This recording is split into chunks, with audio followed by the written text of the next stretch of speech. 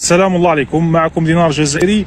نريكم كيفية قياس العمق من سطح الأرض إلى سقف الفراغ، وليس إلى آخر الفراغ، إلى سقف.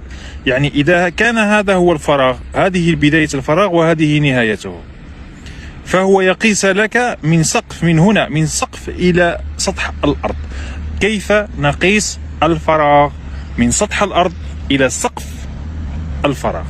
الطريقة وهي ندخل أولا بعدما نرسم هذا الفراغ مثلا هنا، فندخل الرقم 2 فوق الفراغ، 1 2، ونرفع للأعلى 1 2 3، 3 دورات.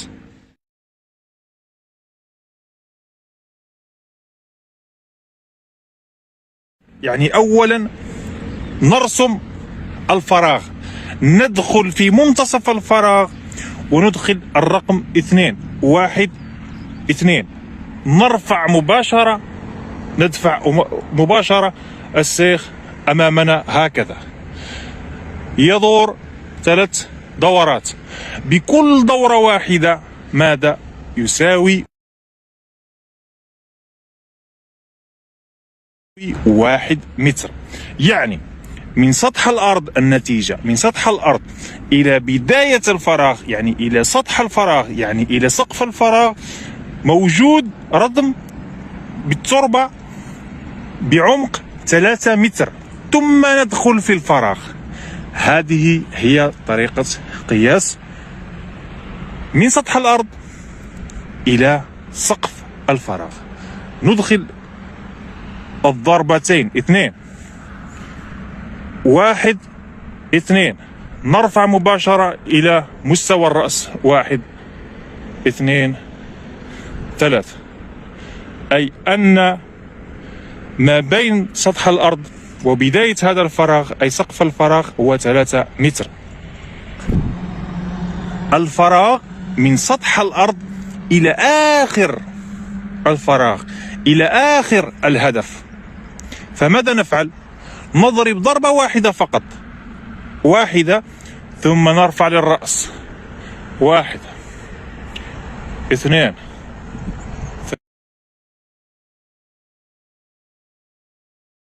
3 4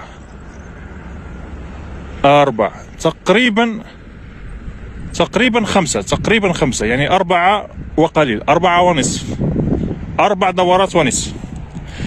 يعني النتيجة عمق الهدف من سطح الأرض إلى آخر الهدف. يعني آخر الهدف ما معناه؟ يعني آخر الردم، آخر الفراغ.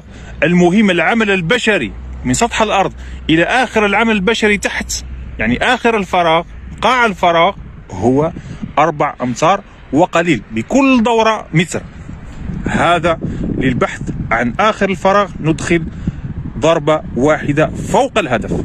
أما إن بحثنا عن سقف الهدف أو سقف الفراغ أو سقف هذا الردم أو هذا الهدف المبحوث عنه، فيجب أن ندخل ضربتين. فالضربة الأولى لآخر الفراغ، والضربتين يعني المرة الثانية هي لسقف الفراغ.